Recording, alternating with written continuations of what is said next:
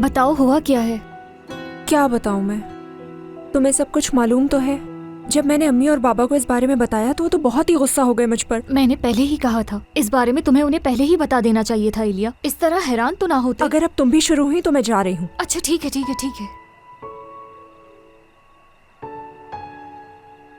यानी कि मैं तो उन्हें पहले ही बता चुकी थी कि मुझे यहाँ पढ़ने जाना है। समझ नहीं आता कि वो ऐसा बर्ताव क्यों कर रहे हैं जैसे पहली दफा सुना हो। ठीक है, अब बोलो।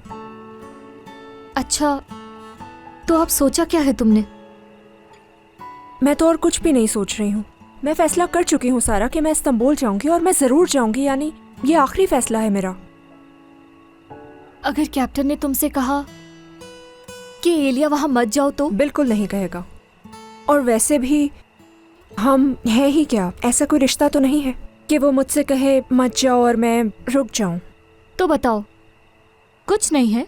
सोचो वो तुम्हारे पास आकर कहे क्या तुम मेरी गर्लफ्रेंड बनोगी तो क्या कहोगी? जरा एक बार फिर से बोलना। क्या तुम मेरी गर्लफ्रेंड बनोगी या फिर मैं तुम्हारे लिए कोई नज्म लिखूं?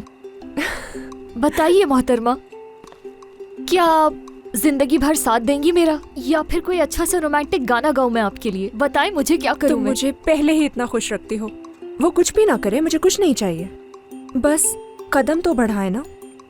ओह, तुम भी एक कदम बढ़ा सकती हो एलिया। सब कुछ उसी से क्यों एक्सपेक्ट कर रही हो? सारा, मेरे पास पहले ही बहुत परेशानियां हैं। अब तुम उसकी टेंशन तो मत दो ना। जैसे तुम तो उसके बारे में सोचते ही नहीं।